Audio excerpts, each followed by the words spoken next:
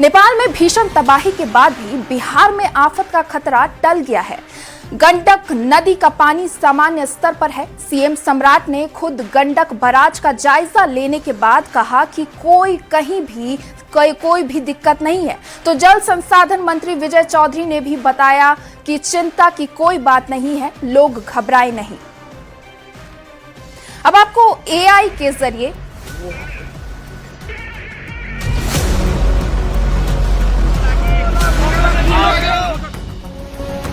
नेपाल में भीषण तबाही के बाद ऐसा लग रहा था कि बिहार में भी बाढ़ बर्बादी को लेकर आएगा।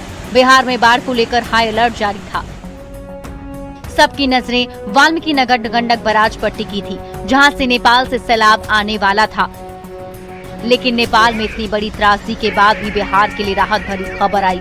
गंडक नदी का जलस्तर कुछ समय तक बढ़ने के बाद तेजी से घटने लगा। जलस्तर घटने के साथ ही बिहार और यूपी के सीमावर्ती इलाकों के लोगों ने राहत की सांस ली। त्रिशूली नदी में उफान के बाद मची तबाही के बाद यूपी बिहार में जिस तरह से अलर्ट जारी किया गया था, उसको लेकर फिलहाल राहत भरी खबर सामने आ रही है और वाल्मीकि नगर गंडक बराज के जलस्तर में तेजी से गिरावट दर्ज की गई है। नेपाल में आई बाढ़ के बाद बिहार अलर्ट मोड में है। खुद सीएम सम्राट चौधरी ने वाल्मीकि नगर का हवाई सर्वे किया। सीएम ने गंडक बराज पहुंचकर वहां का जायजा लिया, इंजीनियर से हालात की जानकारी ली। सीएम ने खुद न्यूज 18 से बातचीत में बताया कि हालात पूरी तरह नियंत्रण में है, कोई चिंता की बात नहीं। तो डिप्टी सीएम विजय चौधरी ने भी कहा कि बिहार में हालात सामान्य है, लोगों को घबराने की जरूरत नहीं है। अभी स्थिति सामान्य होते जा रही है। ये आपदा है, स्वाभाविक है, अचानक पानी आया है तो सारे जगह की स्थिति समान बहुत ही जा रही है। अभी तक भगवान कृपा से सब कुछ समान हो रहा है। और अभी सर अभी वर्तमान स्थिति क्या है सर, क्या आपको जानकारी मिली? अभी एकदम समान हो गया है, लगभग समान है। पानी 1 लाख क्यूसेक के आसपास है। यह समान स्थिति है। अभी तो स्थिति पूर्ण नियंत्रण में है और ऊपर से भी जो प्रवाह की सूचना है उसके हिसाब से कोई अधिक घबराने की स्थिति नहीं है। नेपाल में तबाही के साथ बिहार के 8 जिलों में हाई अलर्ट था। पश्चिमी चंपारण, पूर्वी चंपारण, सीतामढ़ी, शिवहर, गोपालगंज, सारण, मुजफ्फरपुर और वैशाली ये वो जिले हैं जिनके पास से गंडक नदी गुजरती है। लेकिन अब इन सभी जिलों में हालात नियंत्रण में है। फिलहाल खतरे जैसी कोई बात नहीं। एहतियातन तटबंधों पर निगरानी के लिए इंजीनियर की टीम को अलर्ट मोड में रहने का निर्देश दिया गया है। नेपाल में भीषण तबाही के बाद बिहार पर सबसे ज्यादा खतरा था। नेपाल की बर्बादी की तस्वीर देखकर बिहार में भी लोग खौफ में थे, लेकिन अब ये बड़ा खतरा टल गया है। न्यूज 18 के लिए बेतिया से मुन्ना राज के साथ आनंद अमृतराज की रिपोर्ट। अब आपको एआई के जरिए दिखाते हैं कि आखिर नेपाल में ये तबाही आई कैसे। दरअसल बुधवार सुबह 8:37 पर नेपाल चीन सीमा के पास तेज झटके महसूस किए गए। पहले इसे भूकंप माना गया, लेकिन ये भूकंप नहीं था, बल्कि पहाड़ का एक बड़ा हिस्सा बर्फ और चट्टानों के साथ लहिंदे खोला नदी में गिरा था। इससे बर्फ, चट्टान और मलबे का भारी दबाव बना। पानी और मलबा जमा होने के बाद अचानक आगे बढ़ा, जिससे बहुत तेज फ्लैश फ्लड बनी। संकरी पहाड़ी घाटियों में पानी की रफ्तार बेहद तेज हो गई और रास्ते में आने वाले पुल, सड़कें और बस्तियां प्रभावित हुई। तस्वीरों में आप देख सकते हैं कि ग्लेशियर टूटने की घटना से करीब 5.2 तीव्रता की भूकंपीय रीडिंग दर्ज हुई थी, इसलिए शुरुआत में इसे भूकंप से जोड़कर देखा गया।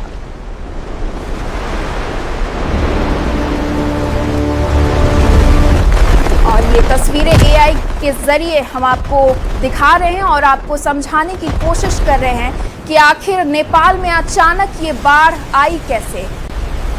आपको बता दें, पानी और मलबा जमा होने के बाद अचानक आगे बढ़ गया, जिससे बहुत तेज फ्लैश फ्लड बनी।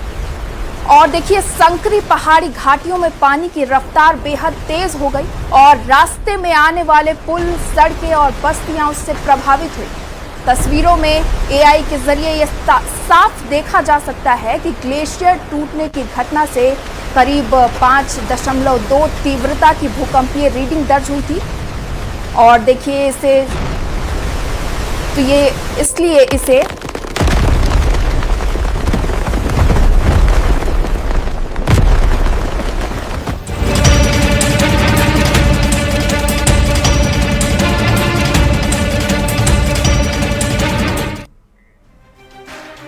बिहार में बाढ़ का संकट कई जिलों में लोगों की मुश्किलें बढ़ा रहा है। कहीं गंगा का पानी गांव में घुस गया है तो कहीं गंडक के बढ़ते जल स्तर ने चिंता बढ़ा दी है। ग्राउंड पर सामने आ रही तस्वीरें बाढ़ की भयावहता और लोगों की बेबसी बयां कर रही है। देखिए ये खास रिपोर्ट।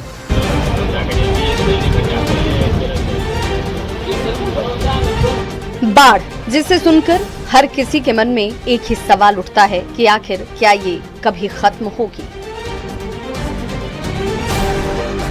बिहार एक बार फिर से उसी बाढ़ से परेशान है। वैशाली में गंगा का बढ़ता जलस्तर लोगों के लिए किसी मुसीबत से कम नहीं। देसी प्रखंड का गनियारी गांव चारों तरफ बाढ़ के पानी से घिरा हुआ है। घर डूबे हुए हैं, रास्ते पानी में समाये हैं। लोग अपना घर बार छोड़कर ऊंचे ठिकानों की ओर पलायन करने को मजबूर हैं। गंगा का पानी गांव में घुसने के बाद करीब 104 परिवार पिछले 8 दिनों से बांध पर रहने को मजबूर हैं। बच्चे हों या बुजुर्ग, मवेशी हों या घर का सामान, सब कुछ घर से बाहर निकलकर अब बांध पर टिका हुआ है।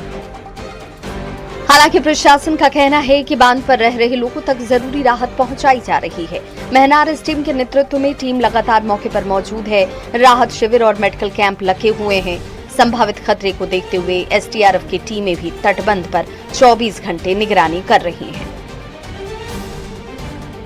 गोपालगंज की तस्वीर भी कमोबेश एक जैसी ही है। गंडक नदी का जलस्तर फिलहाल तो सामान्य है, लेकिन पानी घटने के बाद कटाव का खतरा लोगों को सता रहा है। तटबंध की सुरक्षा को लेकर प्रशासन अलर्ट मोड पर है। इंजीनियरों की टीम को लगातार निगरानी के निर्देश दिए गए हैं ताकि पानी घटने के बाद कोई नया संकट न खड़ा हो जाए।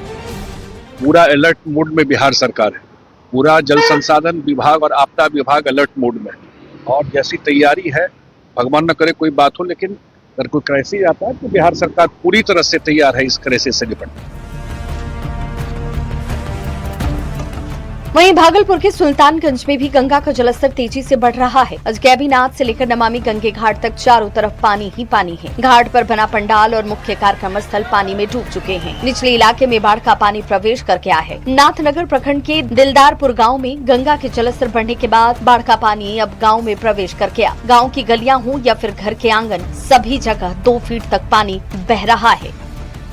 तस्वीर अलग अलग जिलों की भले है, लेकिन दर्द इन सभी का एक जैसा है। किसी का घर पानी में डूबा है, किसी की फसल बर्बाद हुई है, किसी ने अपने बच्चों और मवेशियों के साथ बांध पर शरण ले रखी है। सरकार और प्रशासन अपनी तरफ से पूरी तैयारी का दावा कर रहे हैं, लेकिन इस मुश्किल वक्त में जरूरत है बाढ़ पीड़ितों तक मदद की हर संभव कोशिश पहुँचाने की, क्योंकि बाढ़ का पानी एक दिन उतर जाएगा, लेकिन जिनकी जिंदगी उजड़ गई उन्हें फिर से खड़ा होने में वक्त लगेगा। मुश्किल की इस घड़ी में बाढ़ पीड़ितों के साथ खड़ा होना ही सबसे बड़ी इंसानियत है, क्योंकि बाढ़ सिर्फ सरकार की चुनौती नहीं, ये इंसानियत की भी परीक्षा है।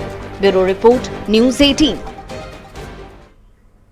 और अब खबर गोपालगंज से है, जहां गंडक नदी से बाढ़ का खतरा टलता हुआ नजर आ रहा है। नेपाल से आया 1.5 लाख क्यूसेक पानी गोपालगंज को क्रॉस कर रहा है। स्थिति पर नियंत्रण के लिए जल संसाधन विभाग के तमाम अधिकारी तटबंधों पर कैंप कर रहे हैं। जल संसाधन विभाग के अधिकारियों के मुताबिक डुमरिया घाट में गंडक नदी डेंजर लेवल से 1 मीटर नीचे आ गई है। धीरे धीरे पानी का लेवल कम होता जा रहा है। जेडीयू सांसद डॉक्टर आलोक कुमार सुमन भी अधिकारियों के साथ नदी का लगातार जायजा ले रहे हैं और लोगों से पैनिक न होने के लिए अपील कर रहे हैं।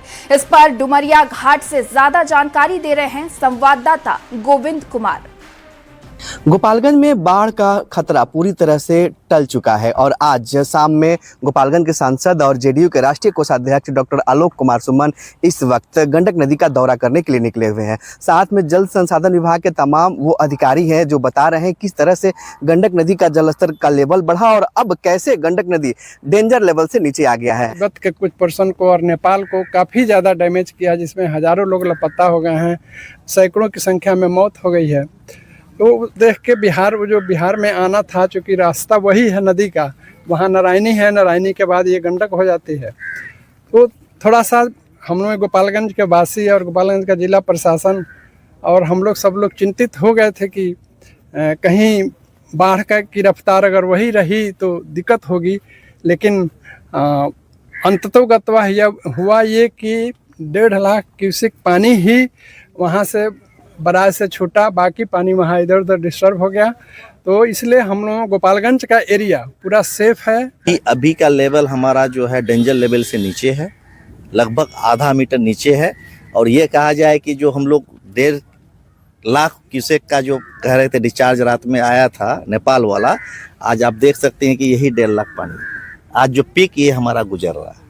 तो आज हमारा NSL से 1 मीटर नीचे ही है, तो हम लोग लगभग पूर्णतः सुरक्षित हैं। जल संसाधन विभाग के मुताबिक गंडक नदी में जो है तकरीबन 1.5 लाख क्यूसेक जो पानी नेपाल से आया था वो आज देर शाम तक क्रॉस कर रहा है, यानी कि पूरी तरह से स्थिति अभी सामान्य है। और नदी का जो जलस्तर है वो फिलहाल खतरे के निशान से 1 मीटर नीचे बह रहा है। तो डीएम ने भी लोगों से अपील किया है कि वे किसी तरह की अफवाहों से बचें और सतर्क रहें। गोविंद कुमार, न्यूज़ 18, गोपालगंज।